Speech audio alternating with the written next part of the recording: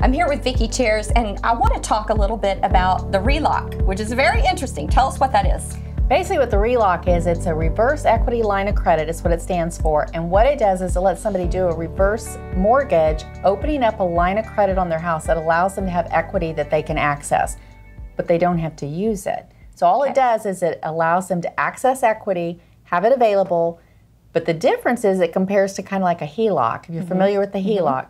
So what the RELOC does is it's secured by the house, and because it's secured by the house, it allows them to not have to make payments because it's in the reverse mortgage family. Okay. And then the amount that they're not using continues to increase for them. This month it's growing at about 5.65%. Wow. So it's in a phenomenal growth rate. So we will have clients set up the RELOC, do a reverse mortgage, set up the RELOC for the sole purpose of having a line of credit that's an increasing liquidity. So the HELOC is a home equity line of credit, and a lot of people use that, but there were some problems with that. Correct. So for example, I know we talked about some of the problems. What are some of the issues with a home equity line? On the home equity line of credit, first off, that's all... Well, you got to make payments on it. Correct. You got to make payments on it. Normally they have a 1% interest payment for the first 10 years or so. Also, they reset after 10 years. So it resets at 10 years, and it turns into a 30-year mortgage for which they've already served 10 years. Ooh. Yeah, and now they're going to pay it off in a steady mortgage payment now for the last 20. Okay. So you've got 50 or 60-year-olds that took out this HELOC, you know, 10 years ago. Didn't realize it was going to do that. Didn't realize it had a reset on it, right? And now these people are sitting here with, they're fixing to have an additional mortgage payment because they might still be paying. Mortgage. Yeah, they might still be paying their first mortgage, right?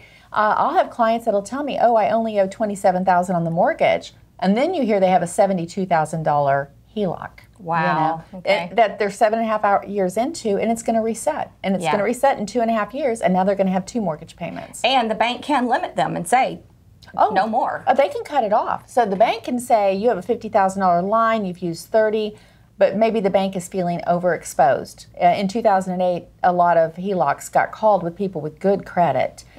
They were just, the banks were overexposed. And if we all ran on the bank, that would be a bad deal. Right. And so the banks can limit their exposure and take it away from you. Can't do that with a RELOC. With the reverse equity line of credit, that line of credit is secured by that loan when you do when the client does the reverse. And that line of credit is secured for them. So it just keeps growing. It's actually possible to have more in that RELOC, the line of credit, than the house is worth. Because if the house goes down in value, nothing still stops that line of credit from growing for them. Give us some examples of how you've seen clients use this RELOC. Oh, I have one client right now. He uses it to buy investment property near a lake, and he will buy a property up near the lake and flip it, sell it, whatever, and put it back. I've had other clients use the RELOC to buy investment property, to buy a vacation property.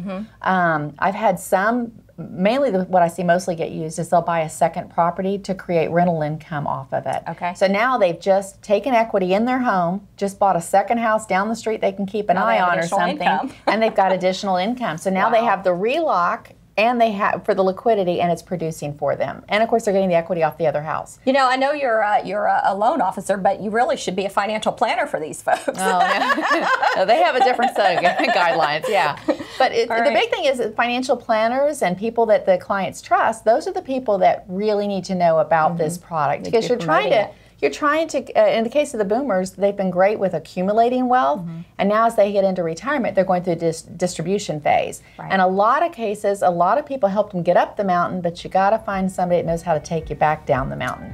So that's not me, that's a financial planner that can help take you back down the mountain. Some great tools. But these are tools that can help add to that trip down the mountain too. Fantastic. All right, well, thank you, Vicki. Appreciate you coming on to talk about the RELOC. Appreciate it. Thank you.